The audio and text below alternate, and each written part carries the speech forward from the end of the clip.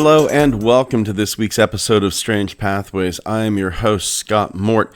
I want to take just a few moments here at the beginning of the show to say thank you to some very special listeners. Number one, thank you, Anna.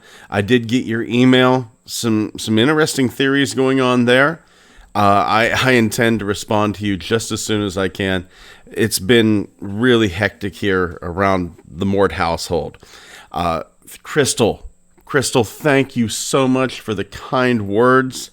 It means so much to me. CERN Stormrunner, thank you. Fellow Pennsylvania boys, CERN, thank you so much. All of you three, and everybody listening, it really does my heart good. It's what keeps me going, keeps me recording day after day after day, and keeps me studying this stuff. I love hearing other people's theories, other people's comments back on this, and even just the praise. It means so much to me.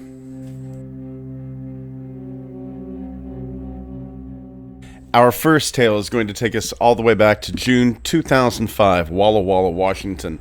Now, this is coming from a gentleman named David. David posted a series of videos about his encounters on the Something Hairy in the Shadows channel over on YouTube. Now, once again, he says it was July 2005, but whenever you're watching the video, it actually comes up as June. It's a correction. Last week of June 2005. David was driving home. He's driving down the highway in a little Mazda car. Out of the corner of his eye, it's on his right, he sees what looks like a giant black something flying in the sky. It's Highway 12 heading north and east from Walla Walla. He doesn't really pay a lot of attention. He thinks it's a garbage bag, and the wind has picked it up, and it's kind of whipping it around, right? He gets up to the way station. It's way station 51, and this is the way station near the Walla Walla Airport. He gets out and he sees this black something again.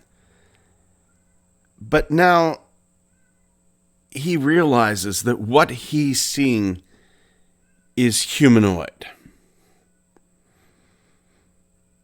It's so odd, and he's having trouble believing what he's seeing. David has his car parked beside of a guardrail, and he sees, he calls them hippity hops. I'm sure that you remember what they are. It's this big red ball the children sit on. It's got a handle. It looks like three of them tethered together. And sitting on top of these hippity hops, as odd as this sounds, is a Bigfoot. There is a Bigfoot sitting on three glowing metallic red balls hovering over the freeway 75 yards in the air. It starts to fly north across a wheat field, and he can only see the back of the creature. It's solid black. At first he's thinking it's a suit or a hairy cloak, but then he starts to realize, oh no, this is this creature's flesh. They have this candy apple metallic red glow. And then he sees something hanging from the bottom of these three balls. He sees a dead dog. He thinks it's probably a black and white Sheltie. It's hanging from the left side of this, and I use this term loosely, vehicle. It's hanging from the left side on a rope. This object, creature, it then flies across the field towards Smith Road. I'm going to try to find a map, and I'll have it up.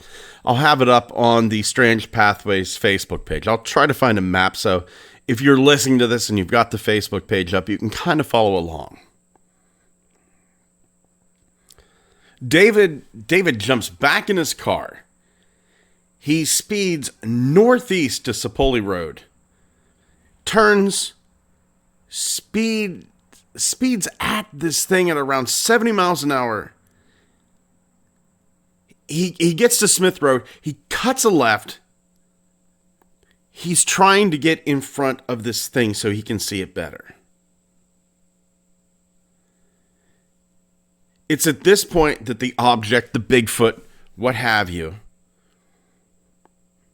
it realizes that David is following it. And it turns and flies in a westerly direction from where it was coming. David can't get back to it at this point. David cannot get back. David is almost certain the dog was dead. He said that it was motionless. Its feet were all hanging straight down on both sides. It's tied. It's hanging 3 feet below on the left side. Good things have not happened to this poor dog. It feels like the dog is dead. The creature, the Bigfoot, that was riding this contraption, he feels... It's hard to judge. You know, it's hard to judge whenever stuff's up in the air and you're just taking a glimpse at it. But he feels that this creature was around 12 feet tall. He said that on his legs, he saw a cinch. It was almost like a seam on this Bigfoot legs that made it appear like the Bigfoot was wearing boots. And then, interestingly, I'm sure a lot of you have heard the owl-alien connection. A lot of people who see aliens actually see them as owls first. And it isn't until later that they realize these owls that they were seeing were actually grays. This is interesting. David says that whenever this thing looked at him, the Bigfoot would crane its head, and it turned its head like an owl. Its head stayed fixated on David as its body turned. Now, David himself, he appeared on Brenton Salwin's show to discuss the encounter. And Brenton asked him, this Bigfoot that you saw riding, did it look like the Patterson-Gimlin footage? And David said, yeah, that's exactly like that. Now, say what you will about the Patterson-Gimlin footage. There are lots of people that are thinking it's fake. There are lots of people that think that it's real. I'm in the real camp. I believe that the Patterson-Gimlin footage is legitimate. Every couple of years, we're finding out new stuff about the Patterson-Gimlin footage. Just recently, as recently as a few weeks ago, someone was analyzing it, and they said, "Oh, the way the foot comes down, it's conforming to the terrain. It's not like a suit foot. It's like an orangutan foot, where it'll come down and actually, whereas a human foot would be solid kind of halfway between, it bends and conforms to the terrain. So, and I've had fights. I've sat in audiences and have had fights with, I'm not going to name names, but people that you would see in movies, just having arguments. I can't say fights. It's not like we threw fists or anything, but arguments with some pretty big names. One pretty big name in the Bigfoot community, because this big name, he happens to think that the Patterson-Gimlin footage is fake. And that's fine. My argument is, no matter if it's real or if it's fake, it needs to be studied. Because on the one hand, if it's real, if it is a creature that we don't know exists, its existence has not been proven, then it needs to be, of course, it needs to be studied. But if it's fake, then it needs to be studied, because it is one of the best frauds in history and needs to be studied. Be it real, be it fake, it needs to be studied. Now, here's what kind of got me. At the time that I and this gentleman were having this argument, and it was in front of about 150 people, he was touting that the Ridgeway, Pennsylvania Bigfoot trail cam footage is a legitimate Bigfoot. No, it's not. And you know what? This may anger some people, but no, it's not. And if you don't know what this is, October 29th, 2007, Rick Jacobs, and this is no fault of Rick's. Rick Jacobs, he looks at this trail camera in the Pennsylvania Allegheny National Forest, and it had snapped a photo of something. Oh boy, does this thing look like a Bigfoot? But there are some problems. There are a couple of problems with this being a Bigfoot. And I completely understand why. The tell is the shoulders. Whenever you look at this photo, whenever you look at the Ridgeway Trail Cam Bigfoot photo, and a lot of you are probably wondering, what is this? And trust me, once you see the photo, you will know. The trouble is the shoulders. A primate's shoulders come out and then down.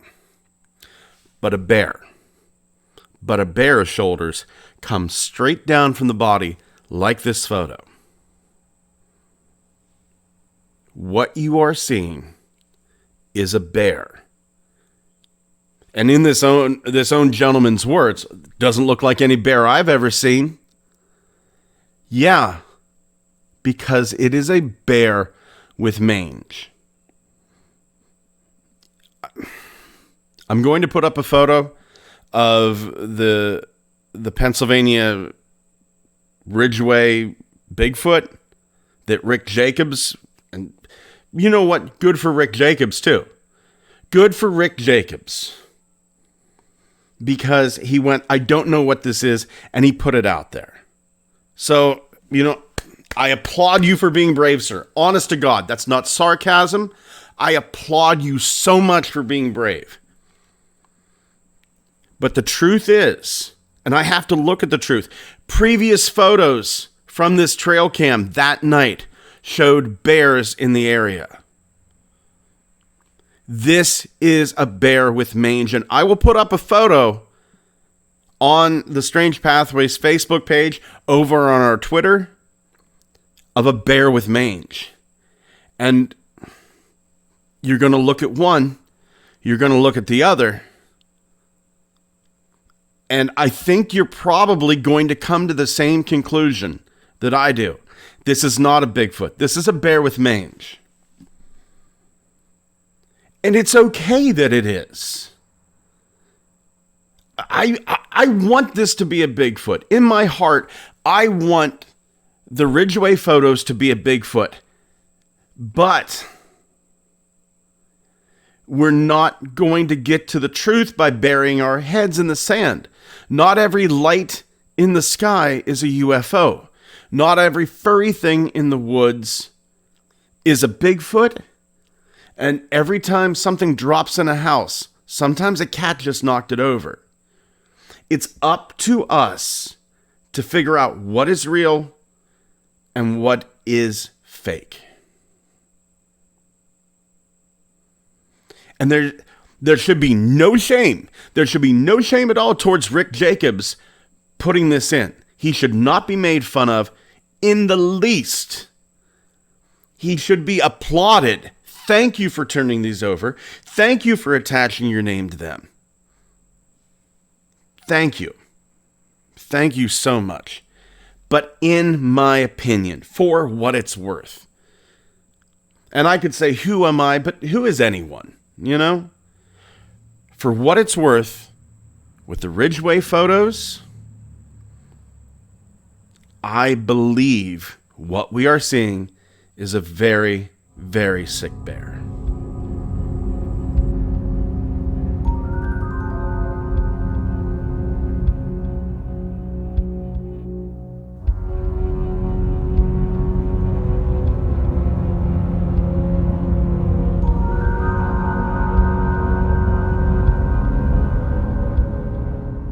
Our next case is going to take us back to somewhere in the area of 2013, central Iowa.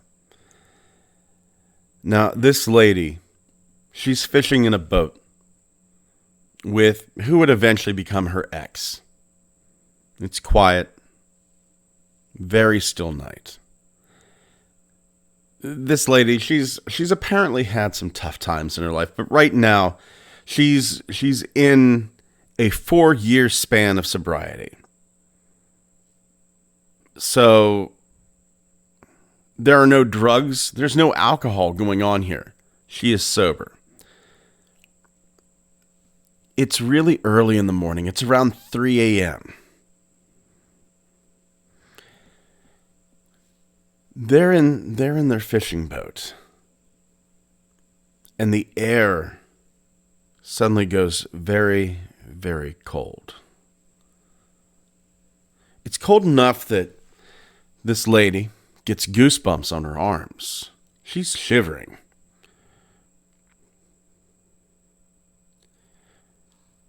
Then she hears, and this is her own words, she hears a wicked screech, and out of nowhere, this thing appears. She doesn't really know how to describe it. It had wings. It looks prehistoric, but it's not really a bird. Her ex was actually the one who saw it first. He saw it before she did. He stopped talking. She kind of like noticed his silence, followed his gaze, and found it. This creature was over 10 feet long. Now the witness, she admits she's not a small girl. She is a person of size. She says she weighs enough for 2 people. I know that feeling. I'm not a light man by any stretch of the imagination. I also weigh enough for 2 people. But she gets the feeling that this thing could carry her off easily. She's so scared. She is so scared, filled with crippling fear, that she can't even scream. And then things start to pop in her head. She says she has knowledge of things that she shouldn't have knowledge of. She knows that this thing wants to attack. But she has no reason to feel like it wants to attack. She just knows that this thing wants to attack her. They get back to shore. They pack up and they leave. Now remember, this is round about 3 a.m. It's a 2-hour drive back to their home. This lady checks the clock, and it's 10 a.m.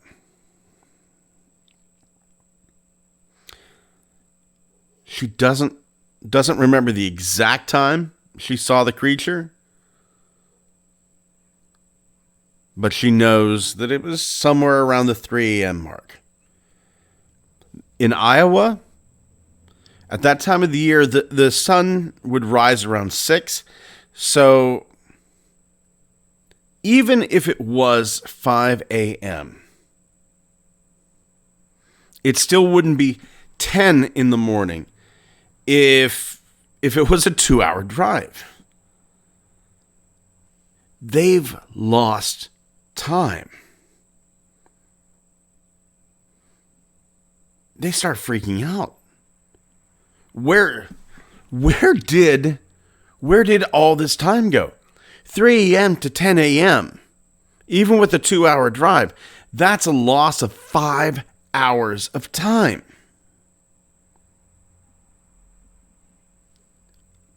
She kind of freaks out. She says something to her ex. He agrees. Yeah, this is pretty odd. And that's whenever they begin to notice cars pulling off the road. People are getting out of their cars. They're looking at the sky. So they pull over and they look too.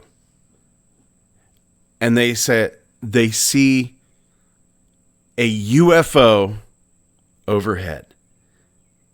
It's cliche how much this thing looks like a UFO. It was keeping pace with the car. They get in, they leave. This thing keeps pace with them for 15 miles.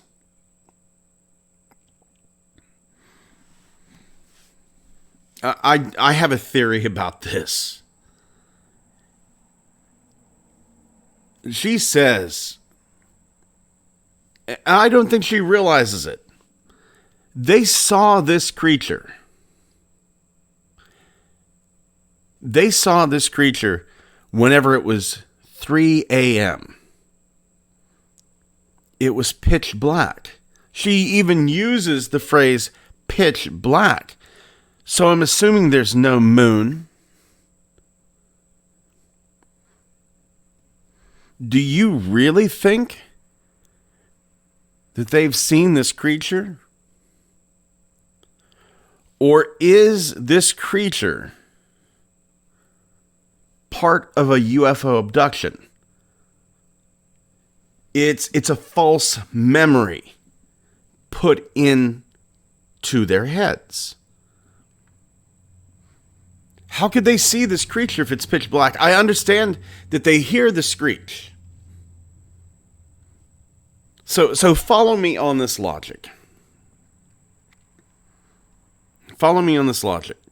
And I don't like to use the term aliens because, quite honestly, we don't know if the overlords of the UFO, we don't know if they actually are aliens. But follow my logic on this. A craft comes swooping down. And it makes this screech as it swoops down. The witness herself said it's exactly how she imagines a pterodactyl would sound. If the creatures that pilot these craft are telekinetic and kind of naive at the same time, which they seem to be. The Betty and Barney Hill case, they didn't understand false teeth. Abductees are set down, beside their beds instead of in them. Clothes on wrong. These things are both hyper intelligent and extremely naive. So if a craft sweeps down and they pick out of this woman's brain this idea that our craft sounds exactly like this monster, let's implant in her and her ex's mind that we are this creature. It's something they're familiar with. We are this creature. And then we can go about camouflaged.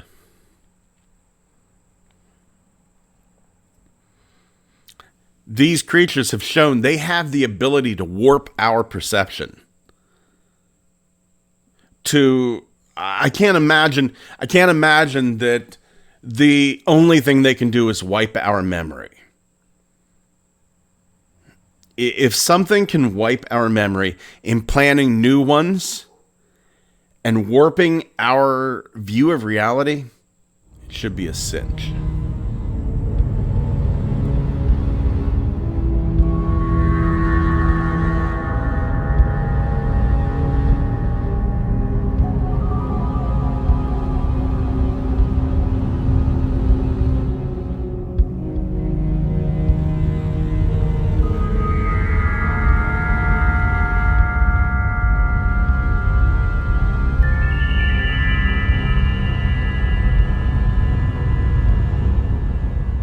Our last tale takes us all the way back to January 23rd, 1976, Bolton, Lancashire, England.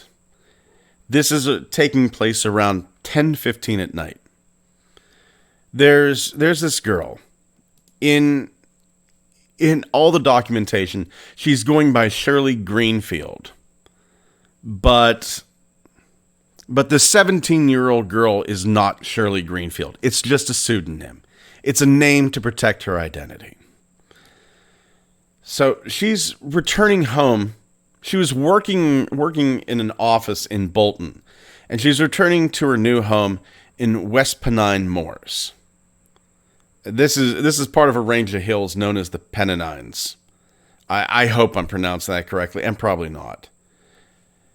But she's returning home, and she gets off the bus. She looks into the night sky, and she sees two lights in the sky.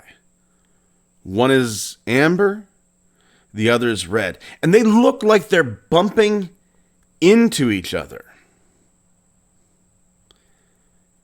That's when this metallic object, it's got a curved base, a flat top, several lights, it swoops down over Shirley. Shirley is feeling an intense pressure on her shoulders at this point. It's so strong that it's pressing her to the ground. She's pinned. She's pinned to the ground. The metal fillings in Shirley's teeth are vibrating. And she has this weird, tangy taste in her mouth. And Shirley's afraid. Shirley's afraid this force is going to crush her. Now, from here on forward, Shirley's memories become a little confused.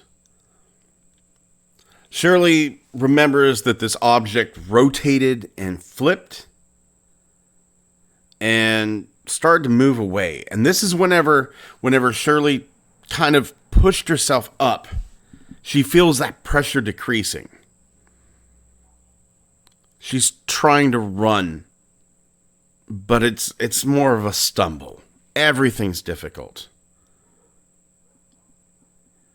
No sound is emerging whenever she screams. her muscles are weak. She's done. Her next memory is going through the door of her home. She grabs hold of her mother and she's not able to speak. Shirley is not able to speak. She just grabs hold of her mom and points up to the sky. Nothing's visible. Her mother sees nothing. And Shirley's mother decides that she's going to call the police. Why wouldn't you? Your first thought would be, my daughter has been attacked. So an officer arrives at the Greenfield's home around 7. Shirley's still visibly upset, but she's gained the ability to talk. And she's feeling not well at all. But she's speaking coherently. She tells the officer about the UFO, denies that there was ever any attacker at all. And the police officer, she's just disinterested. This police officer says that it's not going to be considered a matter of police investigation. Done. They think Shirley is either nuts or has mistaken a helicopter for a UFO, and that the air was pushing her to the ground. And it's just they dismiss this poor girl entirely. Has she been attacked? Yes. Shirley's been attacked. But Shirley has been attacked by something we can't understand. So the human thing to do is say that Shirley's insane. It's the easy way out. It's a coward's way out, quite honestly. I don't want to admit that something could have happened that I don't understand. So I have to turn it into something I do understand and just push it to the side. Forget about it. We're not going to investigate this. It's cowardly. 3 other girls from the area see lights in the sky that week. There was a sighting 2 days after Shirley's encounter. It was a fuzzy white light in the sky. And now let's talk about Shirley for a second. Shirley isn't going after publicity. She is not going to talk to the local paper. The local paper actually came to her, and yeah, she didn't want to talk to them. The other girls who saw the fuzzy white light, they were picked up by local television. Local television station contacted Shirley and said, "Hey, we'll give you some cash. We'll give you some money in return for a filmed interview." No. In Shirley's own words, the money was very tempting to a 17-year-old who liked the odd night out. But these people from the TV were clowns. They were not taking the story seriously at all. In any case, all I wanted to do by then was forget about it. I told the paper and the TV to go away. It's brave.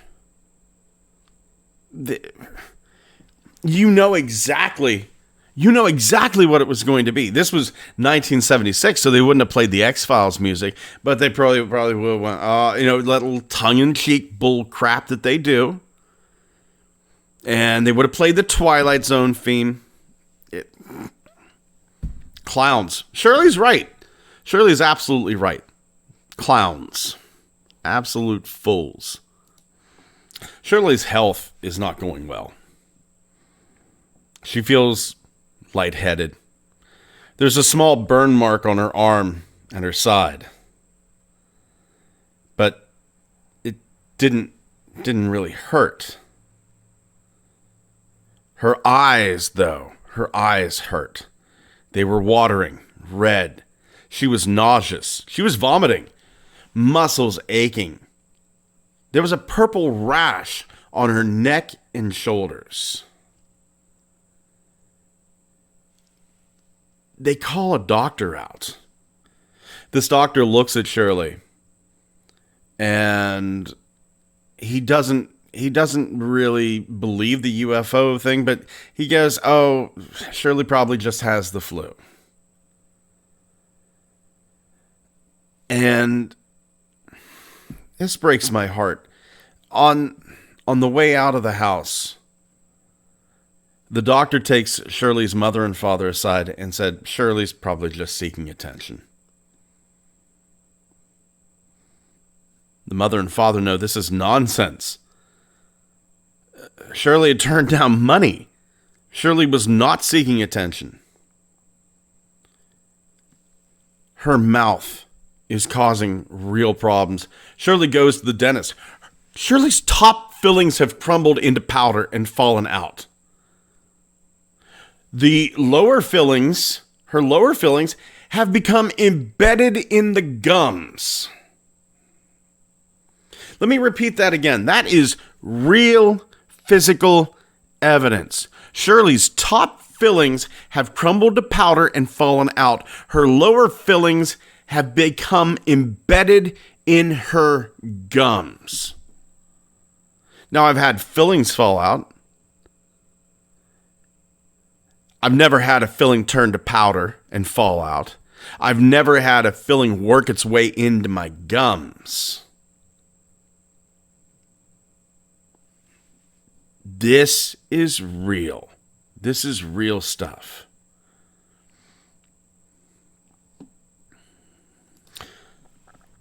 On Monday, February 2nd, 1976, this is just 9 days after Shirley's terrible encounter.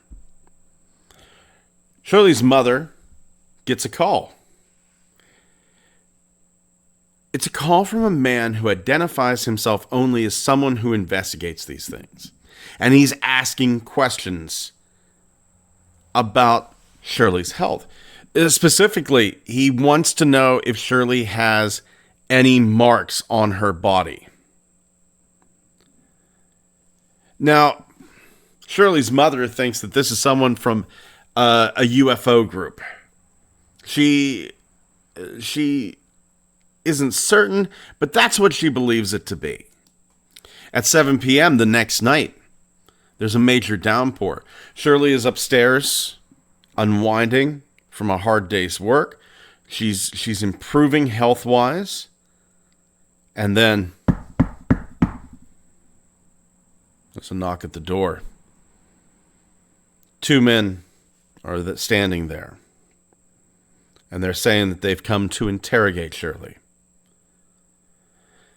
Now, Shirley's father was the one who answered the door, and he's a little upset about this. But they go, "No, we're not from a UFO group." They go, "We're not journalists," but they don't actually tell them where they're from. Now, Mr. Greenfield is not going to let them in. But then one of the 2 men said, "If you do not let us in now, we will come back later and make Shirley speak to us." Shirley had overheard this conversation and shouted down, "Yeah, I'll talk to them." She's not certain why she says this. She comes down. Both men are around 40, and I bet you can guess what color clothing they're wearing. Smart black suits. The one who did all the talking was tall, almost blonde. He never named himself or his colleague. He only called himself Commander.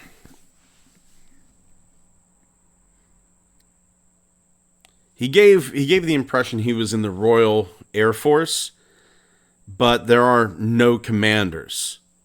There are wing commanders. Commander is a rank for the Navy.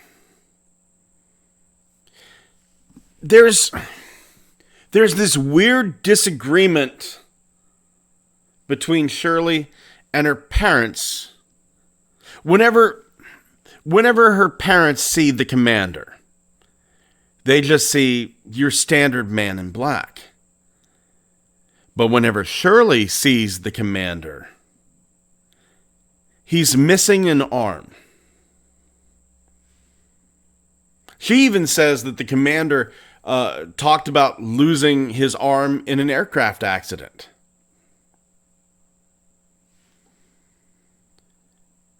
The commander admires an image of Sir Winston Churchill, and he even says, I attended Churchill's funeral 10 years before.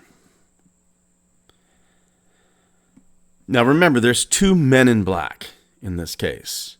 The other man in black is sitting in a chair. He's holding a square-shaped black box.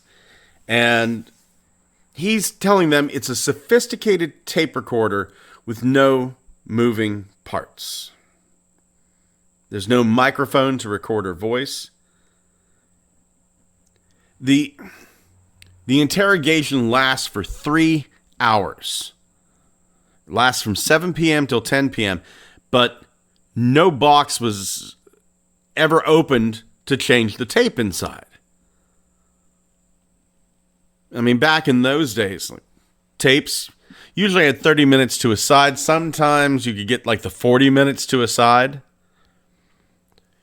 But no, 3 hours. That was unheard of. Almost feels like an MP3 recorder, doesn't it? Like you could set an iPod down and record something on it for 3 hours easy. And it would have no moving parts.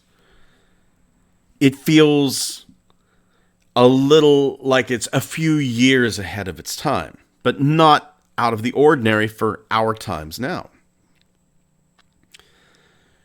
For the whole evening, for these 3 hours, the commander grills Shirley. He goes through every tiny detail of her story. He's unwilling to accept any uncertainty, any vagueness. There were a few times that he actually accused Shirley of hoaxing everything because there were minor changes in words, not the story, but in words.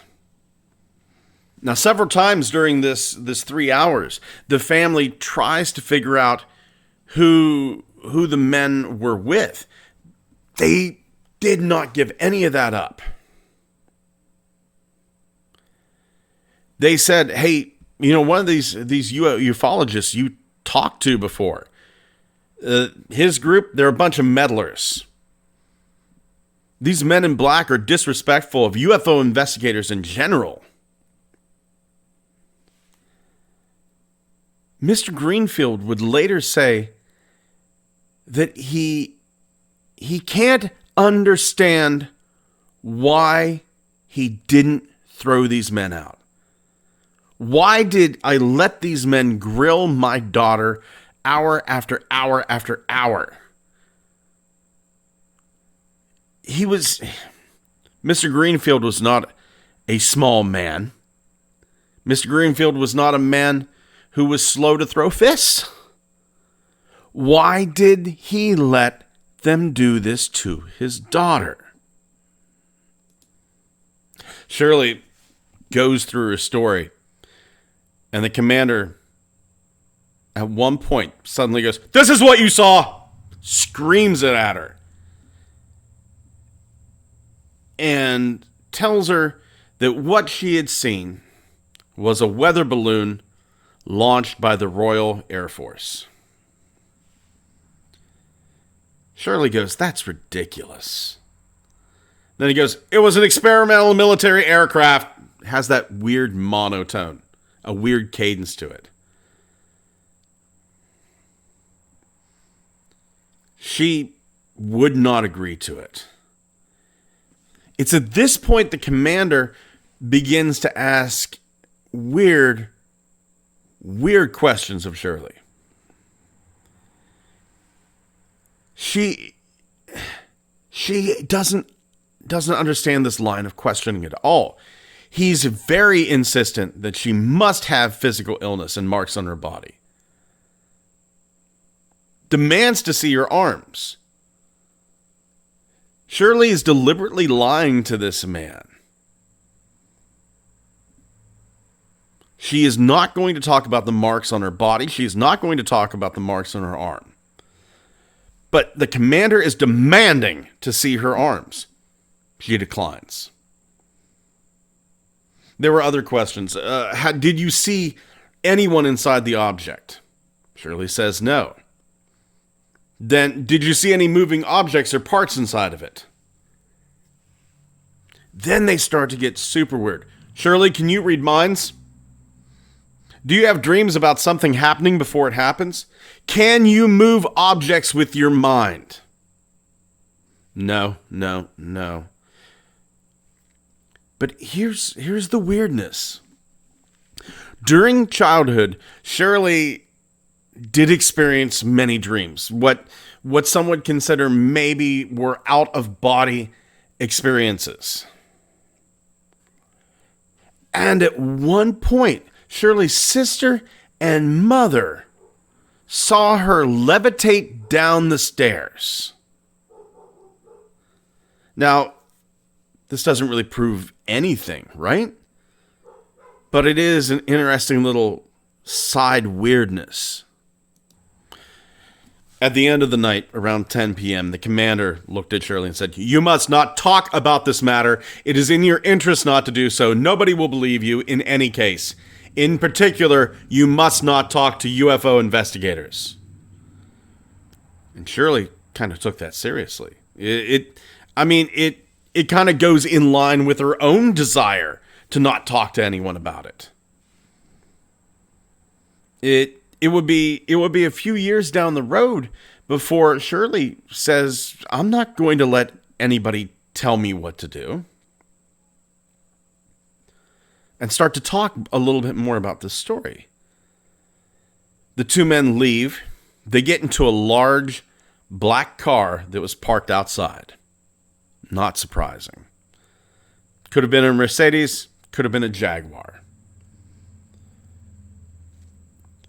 The thing that bothered Mrs. Greenfield a lot was the second man, who had not spoken all night, stared at Shirley all night, all the time, constantly. The next day, Commander phones in again. Mrs. Greenfield answers. He goes, "Was Shirley certain that she had no marks on her body?" Shirley denies it again. A week later, the commander calls again, asks exactly the same thing.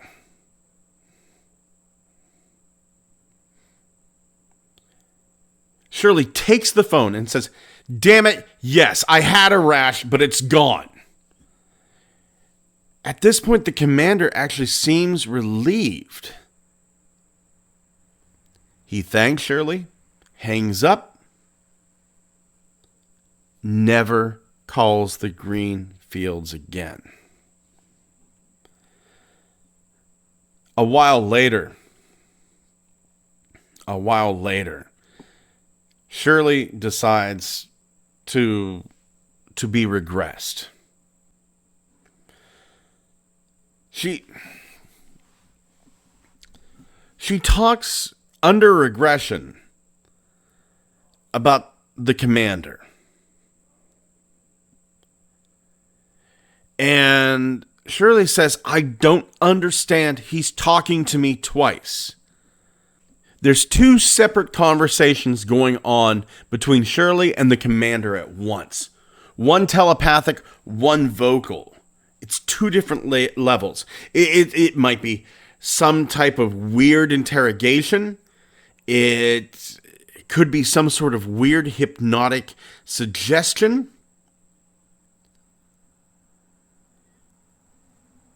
And this was in 1984. This was in 1984 that this is happening, a few years down the road. A few more hypnosis sessions have revealed that Shirley recalls being taken inside the craft back in 1976. She can't recall a lot, but she recalls being inside of a room. There was a tall blonde woman. She wears this long gown. This woman tells her not to be afraid, and Shirley can feel information being inserted into her brain at high speed. Information about the apocalypse. That's pretty common in a lot of UFO abduction cases. There are those that believe that these entities don't want us to destroy ourselves. I tend to lean more to the side that they don't want us to ruin what they plan to take for themselves. If you're going to buy a house, you don't want the tenants to smash up the inside. So they're trying to have us take care of the place before they take it over. The weirdness isn't quite over yet. 1984, Shirley gets a telephone call. It's not the commander. She doesn't recognize who it is. The only thing this man is telling Shirley is that she should cease cooperation with her hypnotist and the UFO team, and she has to agree to meet with him if she wants to learn the truth. He refused to name himself.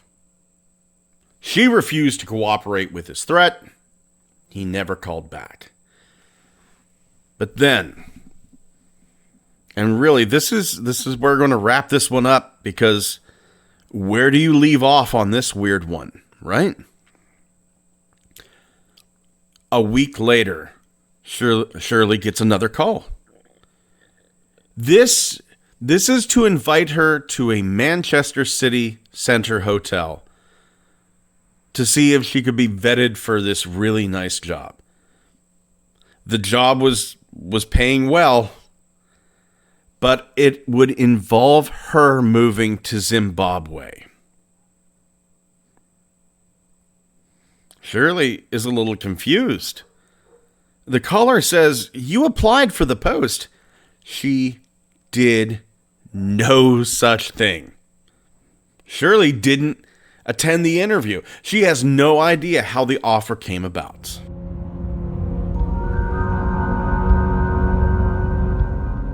Thank you for joining us once again here on Strange Pathways.